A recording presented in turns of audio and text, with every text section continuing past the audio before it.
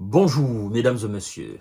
Voici donc l'une des preuves flagrantes que les troupes de M. Bénia, l'état-major de M. Bénia, est en très grande difficulté à la frontière libanaise. Et voici encore l'une des preuves qui prouve à suffisance qu'ils ont enregistré d'énormes pertes face aux hommes du Hezbollah. Et c'est de ça que nous allons parler dans cette émission, mesdames et messieurs.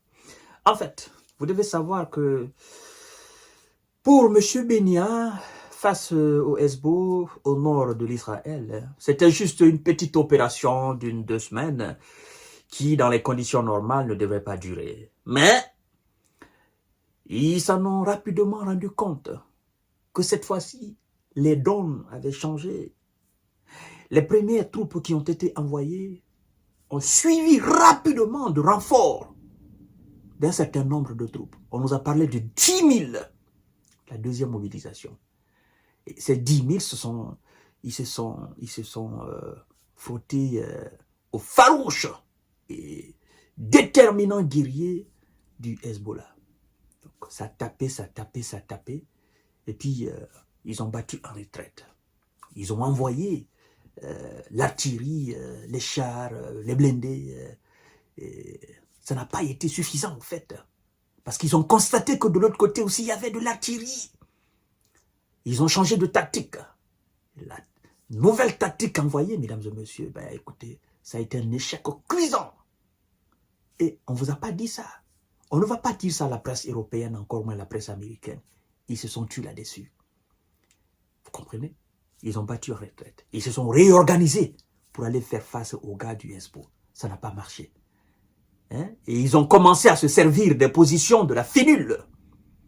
Et en rejetant la faute sur Hezbollah, en disant que c'est Hezbollah qui se cache derrière les forces de la finule. Mais si tel était le cas, pourquoi la finule n'a pas fait une déclaration officielle pour dire, ben écoutez, ce sont les gars du Hezbollah qui se cachent derrière nous et les gars de M. Bénia cherchent à les atteindre.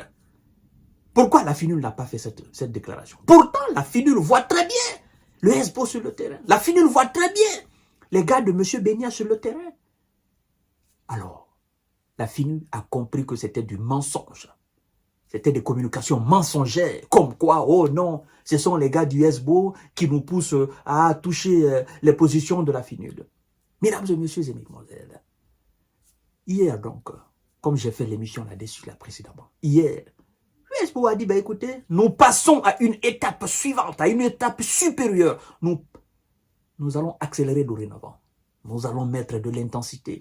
Et ça sera au niveau de toutes les villes. Nous allons les atteindre partout.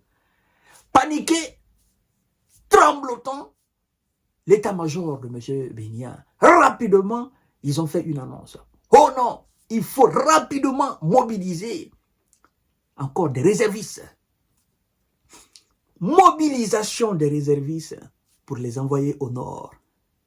Et quand on parle de mobilisation, les gars qui ne veulent pas là-bas, parce qu'ils savent que là-bas, c'est l'abattoir, c'est la boucherie. Ils ne veulent pas aller là-bas. Il y en a qui commencent déjà à reculer. Arrêt maladie. Arrêt maladie, mesdames et messieurs. On ne peut pas. J'ai ça. Non, tu vas aller. Parce que c'est pour la patrie. Et donc, l'état-major de M. Bénia annonce une nouvelle mobilisation des réservistes pour aller porter main forte à ceux qui sont là-bas déjà. Ça ne vous suffit pas? Ça suffit à suffisance. Mesdames et messieurs, ça c'est une preuve flagrante que les gars qui sont là-bas, là, ah non.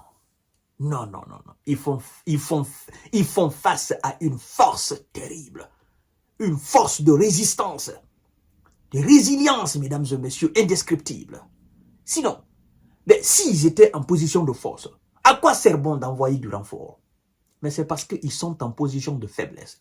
Laissez-moi vous donner en détail ce qu'ils ont dit, mesdames et messieurs. Partagez la vidéo dans tous les groupes possibles et abonnez-vous sur ma chaîne, à ma chaîne Kanté, J Visionnaire le vrai, ma chaîne YouTube. Écoutez ce qu'ils disent. Incroyable. L'armée de M. Bénia a annoncé ce vendredi 18 octobre 2024 la mobilisation de troupes supplémentaires dans le nord du pays pour poursuivre le combat contre le mouvement Hezbollah. L'armée envoie une brigade de réserve supplémentaire pour des missions opérationnelles dans le nord, afin de poursuivre le combat contre le Hezbollah et d'atteindre les objectifs de la guerre, notamment le retour des habitants du nord d'Israël, déplacés depuis un an par les tirs de roquettes du Hezbollah, a-t-il dit dans un communiqué. Vous voyez? Afin d'atteindre les objectifs. Quel objectif? D'abord, le retour des plus de 100 000 habitants. Parce qu'on dit 60 000, mais c'est faux. Vous imaginez le nombre de villes évacuées au nord du pays? Le nombre de villages évacués? Qui a causé cela? Mais effectivement, c'est M. Béniard. C'est à cause de ces opérations. C'est la résultance alors des actions militaires de M. Béniard dans Gaza. Parce que je vous ai dit, n'oubliez pas, le Hamas et le Hezbollah, c'est la même chose là. Il n'y a pas de différence. Hamas, Hezbollah, c'est la même chose. Ils ont les mêmes objectifs. Ils ont les mêmes patrons. Ils ont les mêmes soldats. Ils ont les mêmes états d'esprit. Ils évoluent dans la même idéologie, la même doctrine, mesdames et messieurs. Ça ne se dit, ils ne divisent pas. Non, non, non, non, non, non, non, non, non, non, non, non. Ne croyez pas qu'il y a une différence entre le Hezbollah et le Hamas. C'est la même chose. Alors, M. Béni a dit, d'abord, il faut le retour des habitants du Nord. Mais il n'a pas compris. Si le retour des habitants du Nord est assujetti à l'anéantissement total du mouvement Hezbollah dans le sud du Liban qui constitue le nord de l'Israël, M. Béniard doit comprendre que ce n'est pas la bonne méthode. Ce que le Hezbollah demande, c'est le feu à Gaza, c'est le feu dans le sud du Liban. Ça sera la bonne méthode, la méthode durable pour envoyer ses concitoyens, n'est-ce pas, dans leurs locaux, dans leurs pioles, sans quoi ils ne viendront jamais. Voilà, mesdames et messieurs.